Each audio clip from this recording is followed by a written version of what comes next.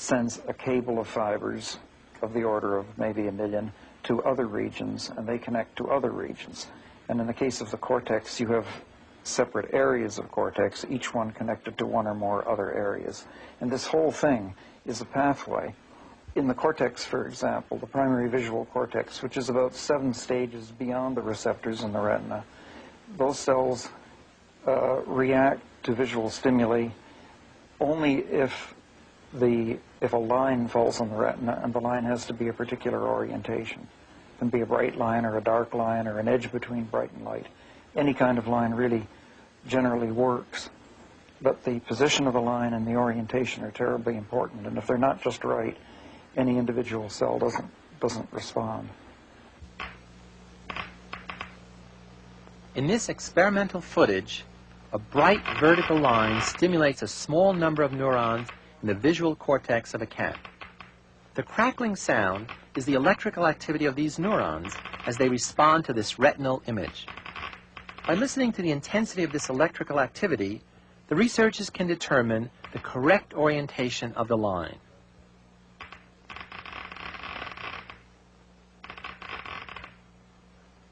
But when the line is moved to a diagonal or horizontal position, the amount of stimulation decreases dramatically. We're only at a very elementary stage when it comes to understanding something like how you recognize a face or something like that. The general region of the brain is known where things like that go on, but we don't have the slightest idea of what's happening at the level of single cells for that particular problem. But for more elementary problems, for the very first processes of vision, we do have a very good understanding what happens at the very beginning. So it's just a start. Misha Pavel of Stanford University is studying the successive stages of information processing that take place continually as we perceive the world. Using computer graphics, he has demonstrated how the visual system breaks down visual stimulation into millions of bits of information and recombines them into a coherent image that we recognize. Seeing something seems such an effortless activity that it's hard to imagine for us the complexities and difficulties that are involved. Only when you try to build a robot that can actually see and recognize objects do you realize how complicated task this is. People must do an awful lot of processing in order to see images and interpret them. Here is an image of a cat as our eye and brain sees it. Now let's look at what the visual system goes through to enable us to see this image. When the light first reaches the retina, the image is slightly defocused by the optics of the eye. Then it is broken up into millions of little pieces. Each receptor sees just a minuscule portion of the original image and measures its brightness. Different receptors in the retina are sensitive to different colors of light and respond to the amount of that color that they see. To discover objects, the visual system tries to find important boundaries. It uses edge and line detecting neurons, whose characteristics have been investigated by Hubel and Biesel. Here you can see the results of the red, green, and blue edge detectors. Look at the blue edges. It is hard to believe that there is a cat in there. What I'd like to show you now is the kind of information that the brain uses in order to make sense out of these messy images.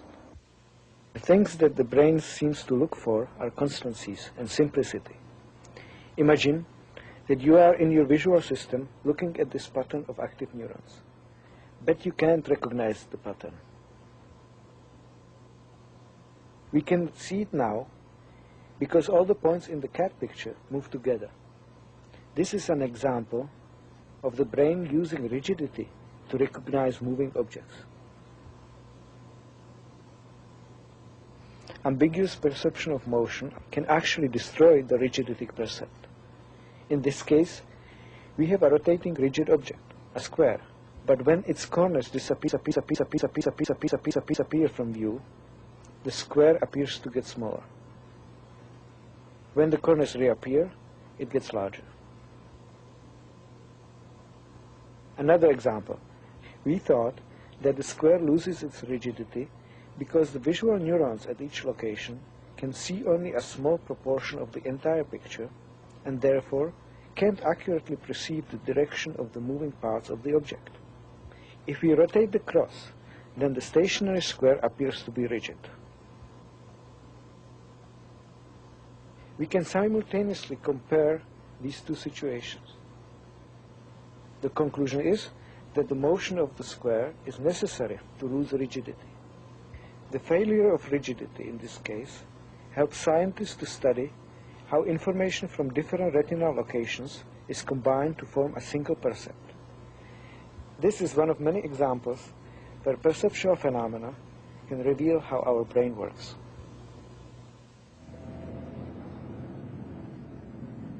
Every moment, the brain must make an endless number of perceptual decisions. It has to compute size and distance relationships, determine where boundaries and edges exist, identify figures within backgrounds, move us toward objects we want and away from objects we need to avoid. Many of these perceptual decisions are made without any conscious awareness of the processes involved. The brain is automatically computing the sensory feedback and guiding the body to perform the necessary tasks. When a quarterback sees a receiver, for instance, he automatically, unconsciously calculates distance, angle, and velocity, and the muscles in his hand, arm, and shoulder adjust accordingly. But what if we distort his perception of the receiver? These glasses will displace his visual field by 20 degrees. In other words, the distal stimulus, the real object, will be 20 degrees off from where he perceives it to be. If he continues to pass with the glasses on, he'll begin to adapt to the new signals by compensating for the misinformation his retina is sending to his brain. He'll start throwing what seems to him to be 20 degrees off in order to hit the receiver. He has quickly learned a new arm-eye coordination. But return his vision to normal, and he'll start missing again, in the opposite direction.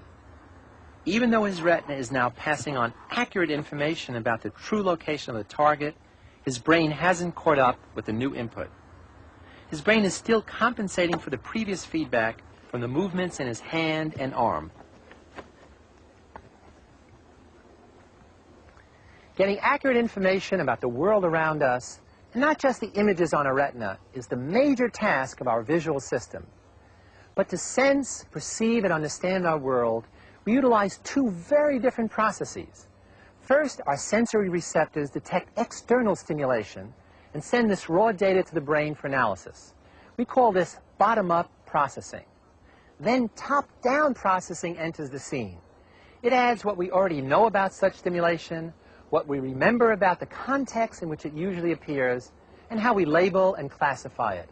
In this way, we give meaning to our perceptions.